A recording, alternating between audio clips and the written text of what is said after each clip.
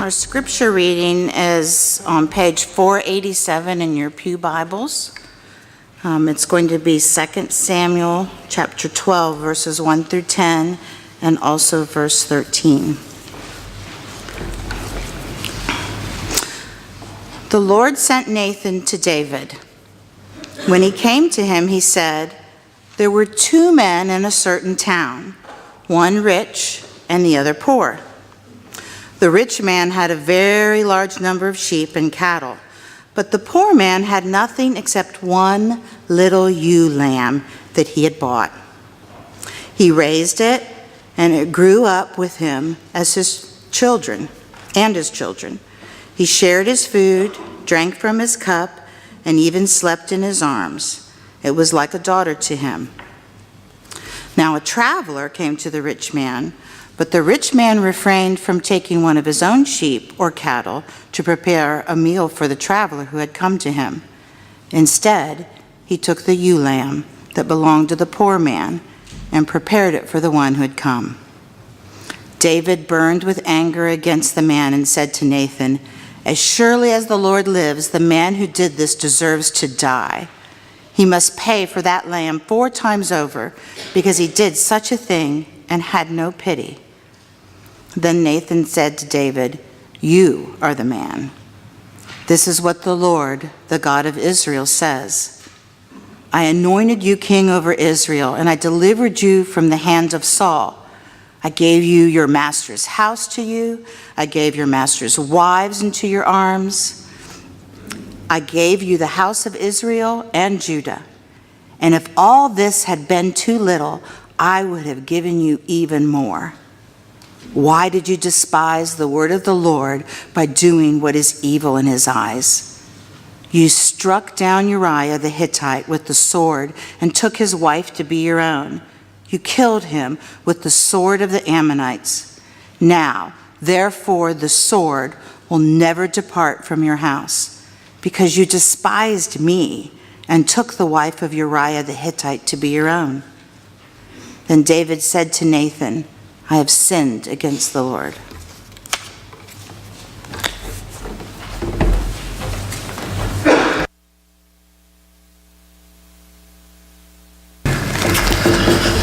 Last week, we introduced the subject of the loss of our Christian joy and the many spiritual conditions in our lives that can cause that to happen to any of us.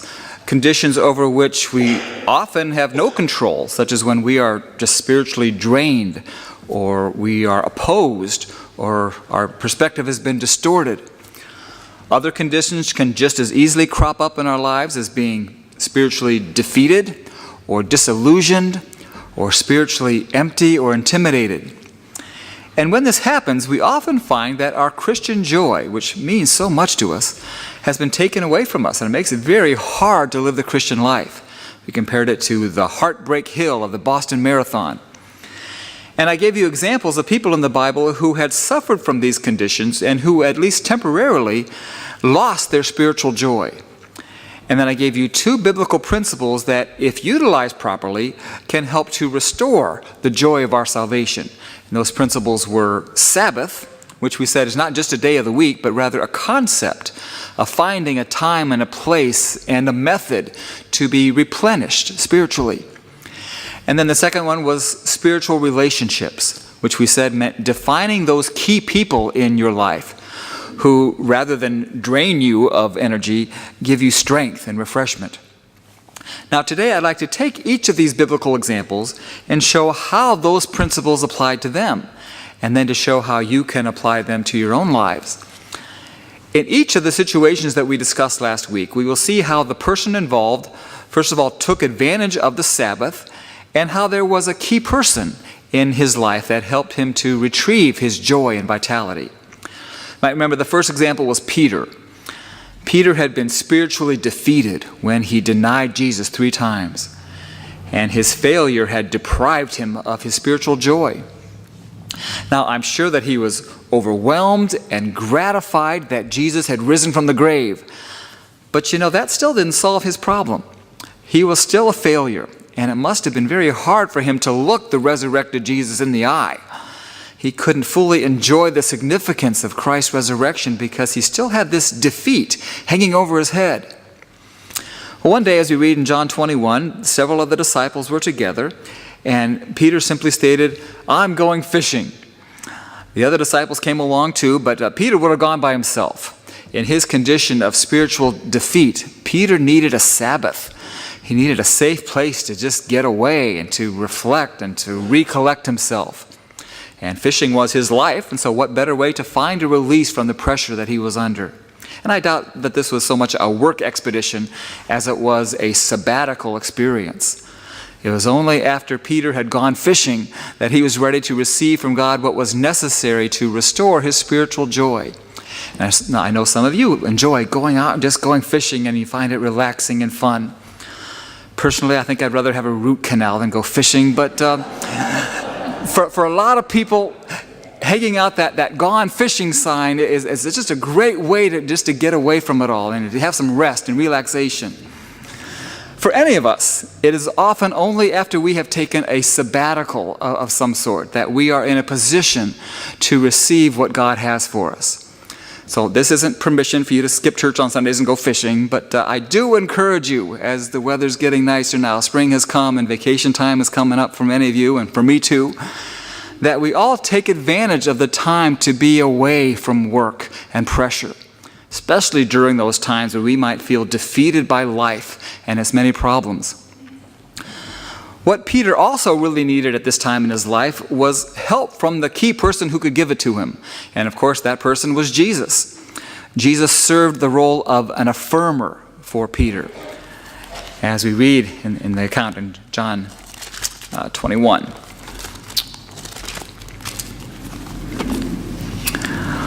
Starting with verse 15. When they had finished eating, Jesus said to Simon Peter, "Simon, son of John, do you truly love me more than these?" "Yes, Lord," he said, "you know that I love you."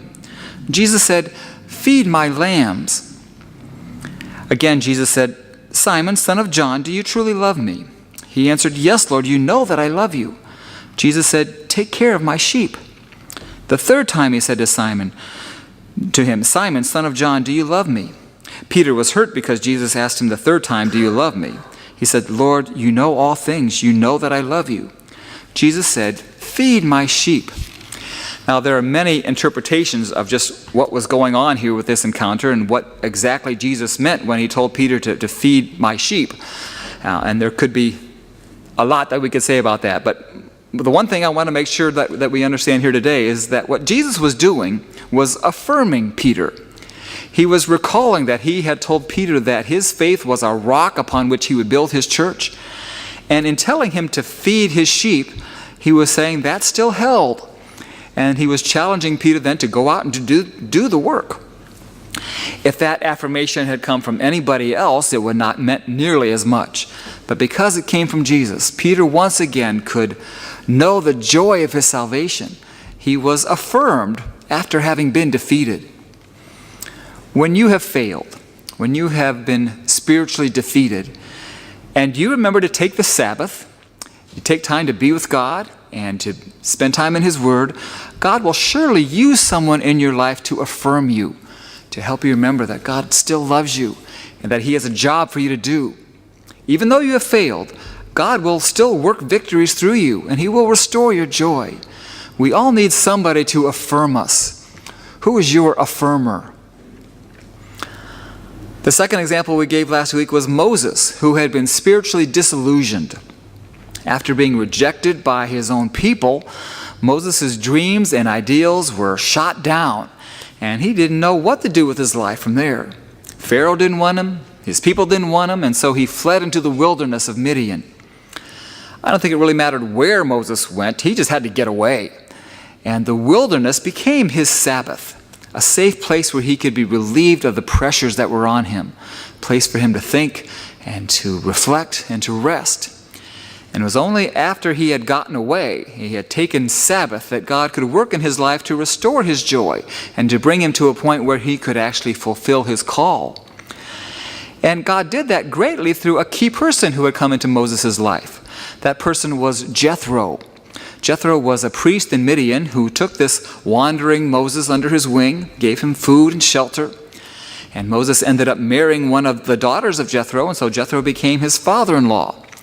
And so from this time on, and even many years later, when Moses did become the leader and the liberator of his people, he would rely on Jethro as an advisor and a mentor.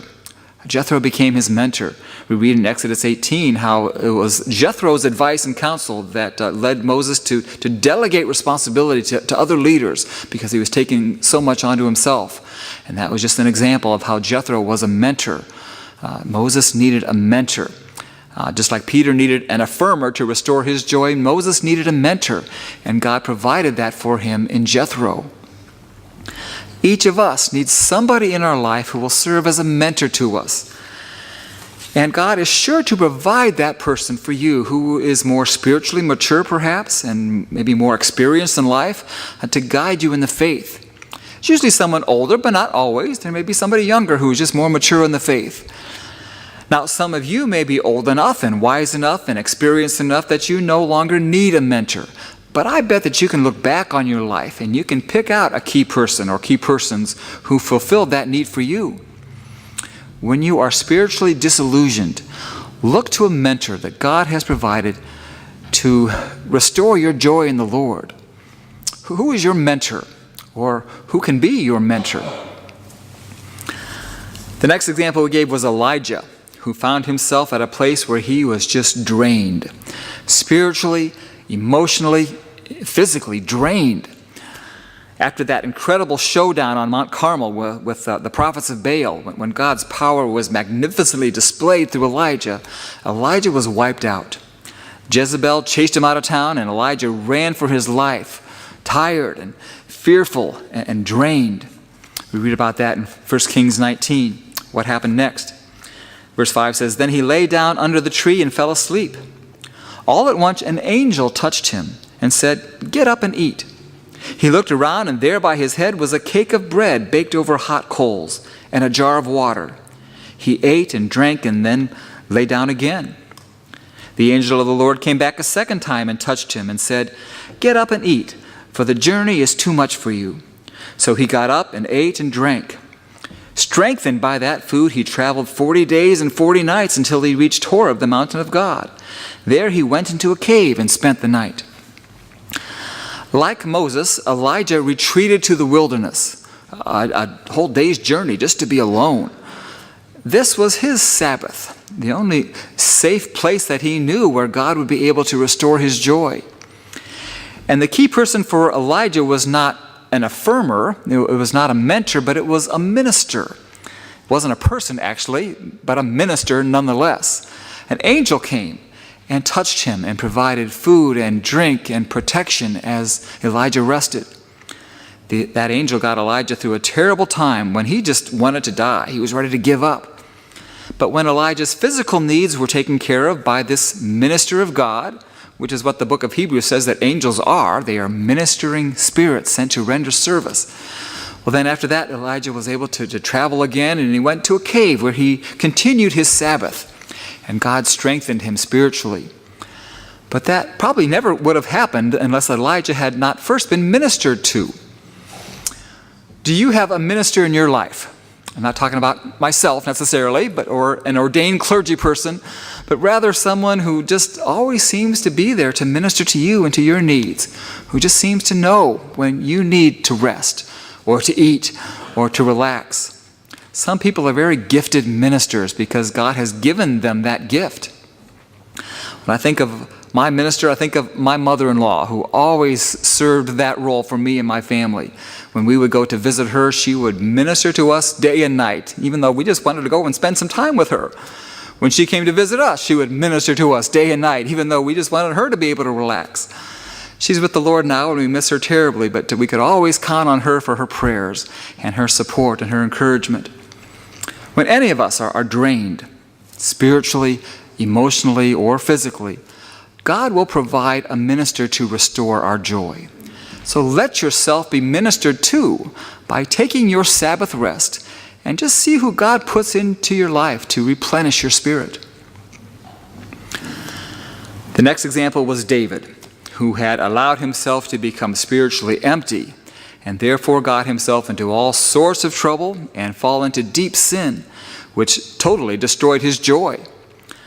David had probably neglected his Sabbath, and that's how he became so spiritually empty. But he realized that, and he saw the difference in his own life, and he returned to his practice of taking Sabbath. David's safe place of Sabbath was found in creatively expressing his thoughts and his prayers through music and poetry. The book of Psalms is a record of some of those Sabbath experiences of David, where we can get a glimpse into those inner recesses of his spirit. And his method is my personal preference for Sabbath. I could spend hours just writing and singing and strumming and just being in precious communion with God. Think of the time that it took to write all those Psalms.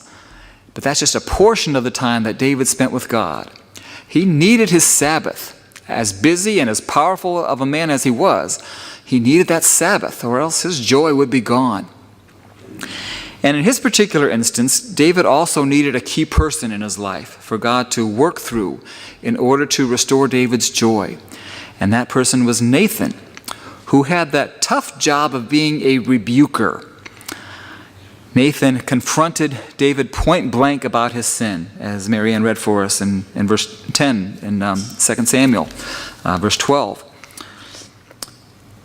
It says, verse 9 says, "Why did you despise the word of the Lord by doing what is evil in his eyes? You struck down Uriah the Hittite with the sword and took his wife to be your own. You killed him with the sword of the Ammonites." He confronted him point blank with what he had done in a very unique and creative way. But he also made David see that there were severe consequences to disobeying the Lord, as verse 10 says. "Now therefore the sword will never depart from your house, because you despised me and took the wife of Uriah the Hittite to be your own." But also in that process of rebuking, he also allowed David to see that God can take away his sin when there is repentance. As we read in verse 13, David said to Nathan, "I have sinned against the Lord." And Nathan replied, "The Lord has taken away your sin. You're not going to die." If there was no rebuker in David's life, then there would have been no chance for his joy to be restored. It was a dirty job, but somebody had to do it. It was after Nathan confronted him that David wrote that Psalm 51, that he begged God, "Restore unto me the joy of thy salvation." In our lives, many times there may be things that we are doing that dishonor God, but we don't realize it or we don't think too much about it, and we just may need someone to point it out to us in love. The role of a rebuker is not a pleasant role, not like being an affirmer, when somebody makes you feel better about yourself, or a mentor when somebody teaches you things, or a minister when somebody takes care of you. We'd rather have the rebuker just mind his own business, maybe.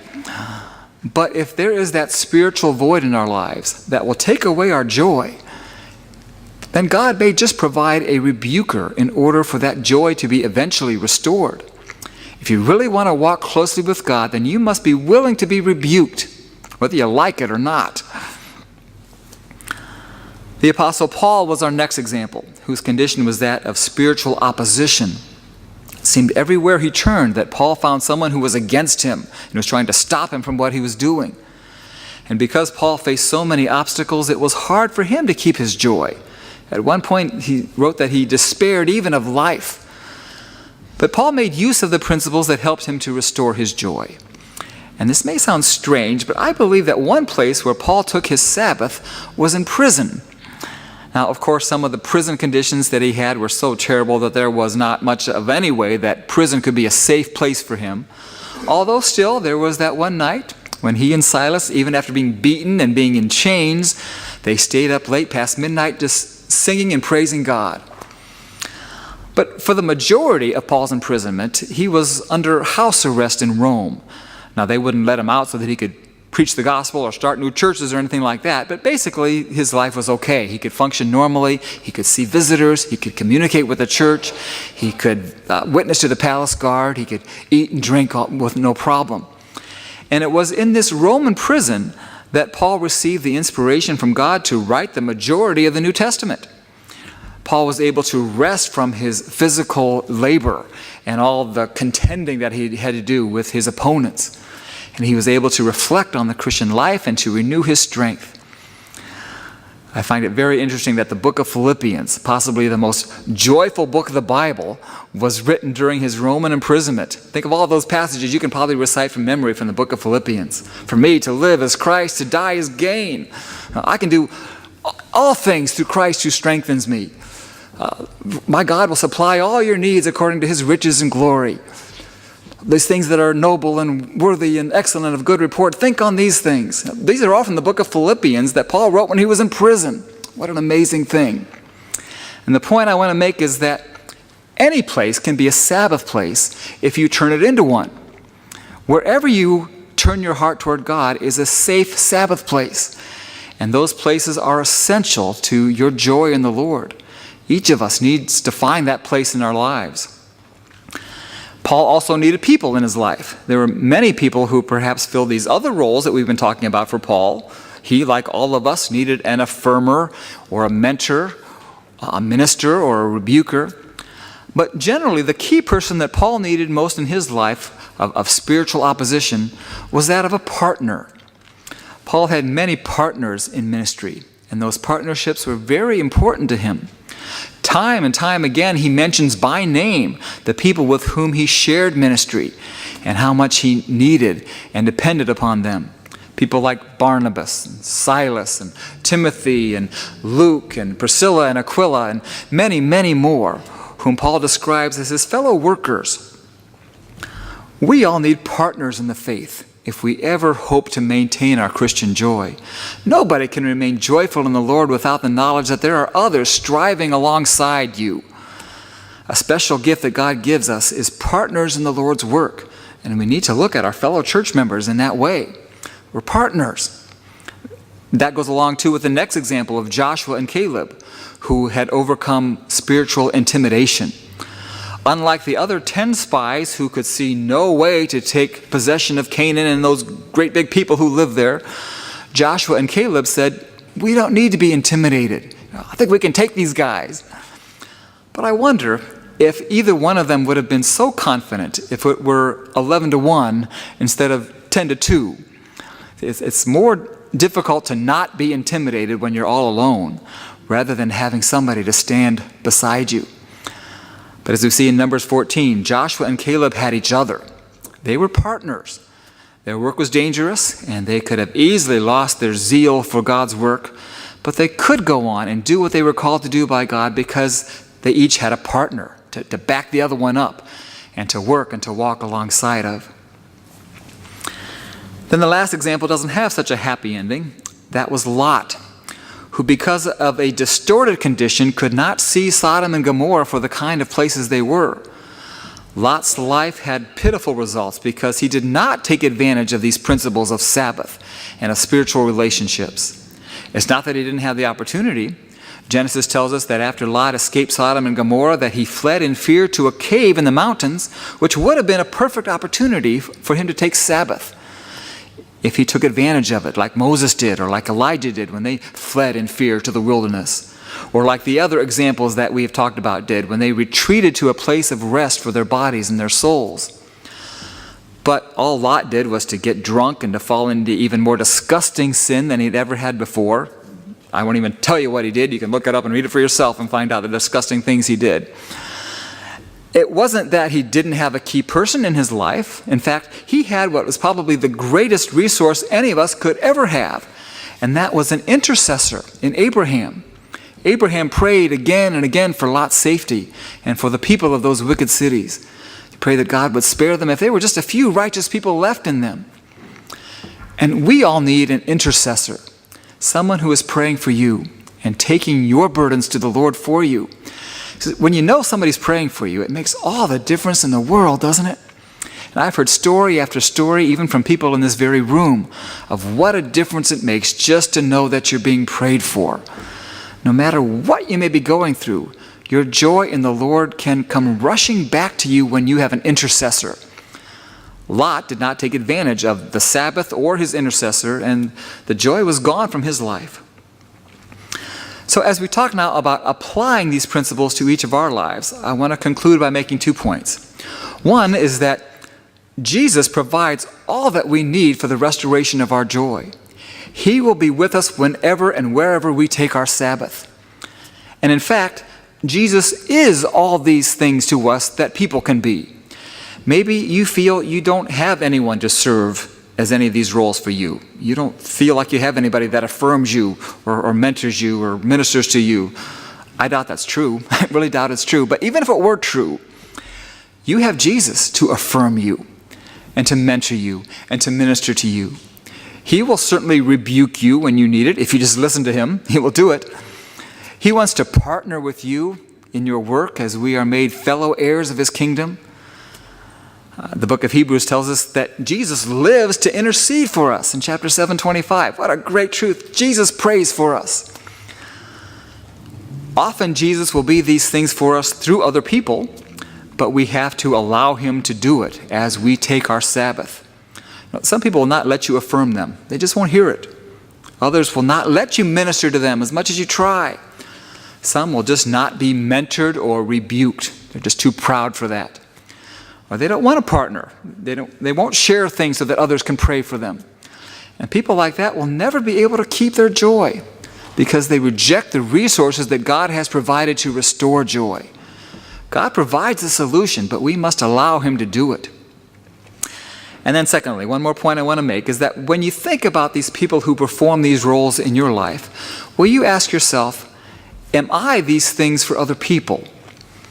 Do you affirm those in your life who have been defeated? They need somebody to help them through that. Not just pat them on the back and tell them you like them, but also to challenge them to do those things that they are capable of doing, like Jesus did for Peter.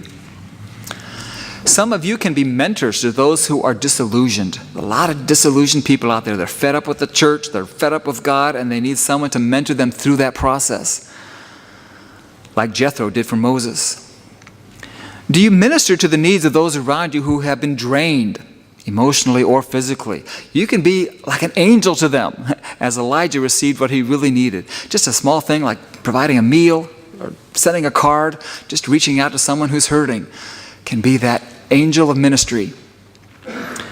Do you have the courage to lovingly rebuke those who you love who have fallen away from God or who have become spiritually empty, as Nathan did for David? Now that's not easy, that's not pleasant.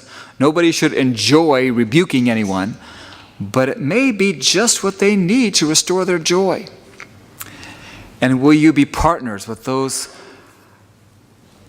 who might be opposed or intimidated? I mean, when you see somebody going through a rough time and people against them, will you stand beside them and help them through it? Paul needed partners, and he had many. Joshua and Caleb were partners for one another. Now, this is the only way that we can really accomplish anything of significance joyfully in the church, if we all regard one another as partners. And will you be a faithful intercessor like Abraham was? Joy can be restored to anyone when there are people who are praying for this to happen. Now, this is something that everybody here can do. You can be an intercessor for each other. If your prayer is, restore to me the joy of my salvation, create a right spirit in me, I hope that these sermons these past couple of weeks have been helpful, and that you will take your needed Sabbath and you will look for those key people in your life whom God wants to use to bring back your joy.